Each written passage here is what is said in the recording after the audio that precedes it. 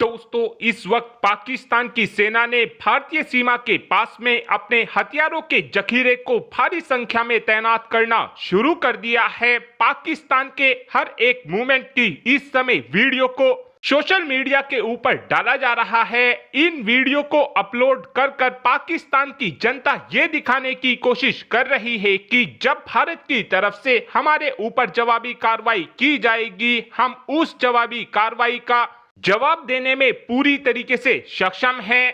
हालांकि इस वक्त भारत की तैयारी की एक भी वीडियो हमको देखने को नहीं मिल रही है और इस बात के पीछे सबसे बड़ा कारण यह है कि हाल ही में ही हमारी गवर्नमेंट की तरफ से एक एडवाइजरी को जारी किया गया था, जिसमें साफ साफ बोला गया था कि कहीं पर भी अगर मिलिट्री मूवमेंट आपको देखने को मिलेगा तो आप उसकी वीडियो बनाकर सोशल मीडिया पर मत डालना।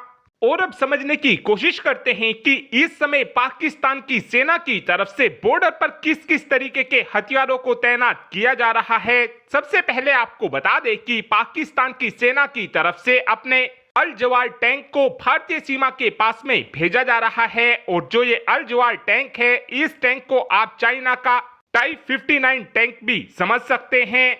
चाइना के इस टैंक के अंदर पाकिस्तान की तरफ से कुछ मॉडिफिकेशन किए गए हैं और मॉडिफिकेशन करने के बाद ही पाकिस्तान की सेना इस टैंक का इस्तेमाल कर रही है। लेकिन आपको बता दें कि ये टैंक मॉडर्न वॉरफेयर में इतना ज्यादा इफेक्टिव साबित नहीं होगा। इस वक्त पाकिस्तान की सेना की तरफ से ऐसे 500 टैंकों का इस्तेमाल किया जाता है। इस वक्त पाकिस्तान की सेना की तरफ से अपने अल खालिद टैंक को भी भारतीय सीमा के पास में भेजा जा रहा है। जो पाकिस्तान का ये अल खालिद टैंक है, ये अल जवाल टैंक का ही एक अपडेटेड वर्जन है।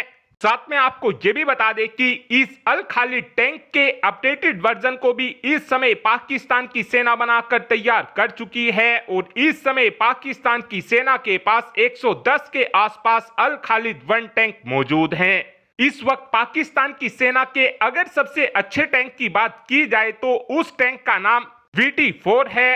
हालांकि अभी ये बात पूरी तरीके से क्लियर नहीं है कि इस वक्त पाकिस्तान की सेना के पास कितनी संख्या में VT4 टैंक मौजूद हैं।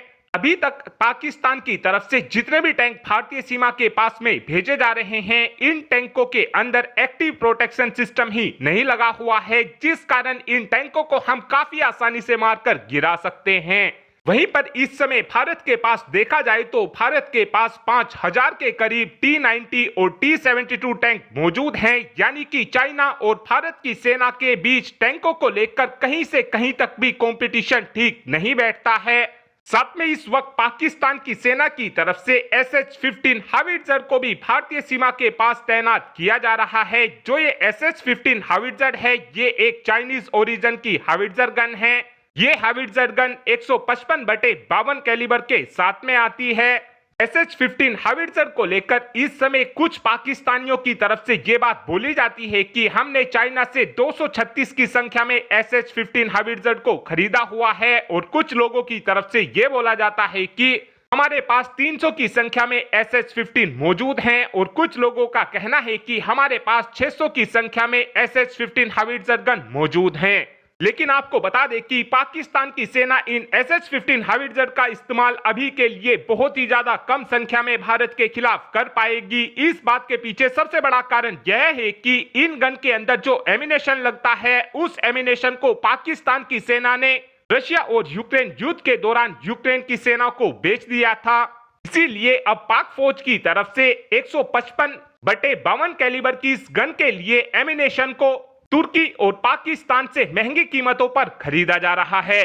साथ में आपको यह भी बता दें कि इस समय पाकिस्तान की सेना की तरफ से जितने भी हथियारों को भारतीय सीमा के पास में भेजा जा रहा है, इन सभी हथियारों की काट भारत के पास मौजूद है। लेकिन अब यह देखना अहम होने वाला है कि जो पाकिस्तान की सेना की तरफ से SH-15 हावित्जर को भारतीय सीमा के पास में भेजने की कोशिश की जा रही है, ये 30 टन की हावित्जर गन पहाड़ों पर कैसे चढ़ पाएगी।